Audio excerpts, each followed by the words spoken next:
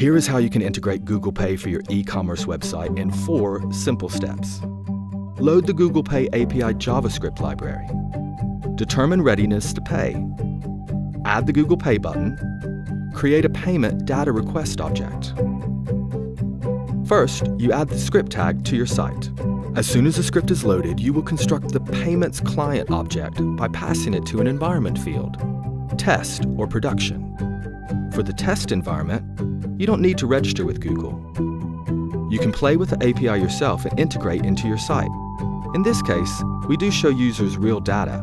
However, whenever they make a selection, we will return you a fake token. If you are working with one of the supported processors, we will return you a token which you can use in their test environment. Remember, your real card details are never used when in environment test, but you must add at least one chargeable card to your Google account before you proceed. Once you complete the integration and you are ready to handle real payments, come and register with us through our self-service portal and then flip the environment to Production. You can apply for production access on g.co/pay/signup. Now that you have your payments client constructed, the first API you will call is Ready to Pay. With Is Ready to Pay, you can determine whether the user has a valid payment method on file and is on a supported browser. The Google Pay API supports all major browsers, including Safari, Opera, Firefox, Chrome, UC Browser, and soon Microsoft Edge. At Google, we focus on optimizing for conversions, so if Is Ready to Pay returns false, we highly recommend that you do not render the Google Pay button. Now that you know that the user is ready to make a payment, you will call our second API, Create Button. We recommend that you use this API to ensure the Google Pay branding is used correctly per our latest guidelines. In the future, we will also automatically translate the button text based on the user's location.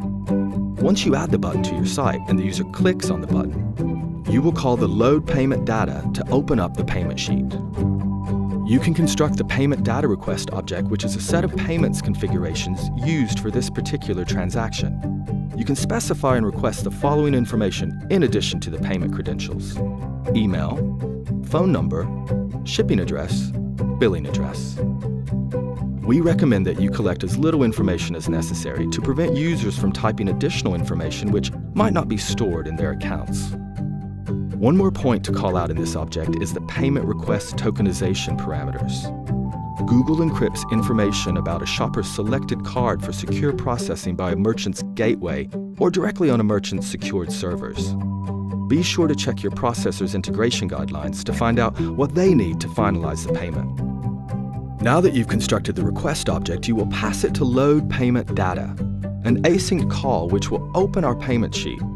Once the user makes a selection, we will return to you a Payment Data object, which consists of metadata about the user's selection.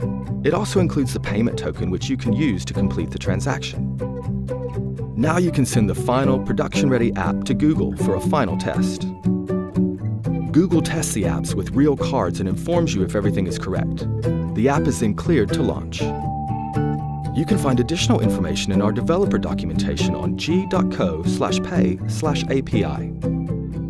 Don't miss any future videos about Google Pay, Chrome, and Web, and subscribe to the Google Chrome Developers channel. If you're watching on a mobile, tap the little bell to receive new upload notifications. See you soon.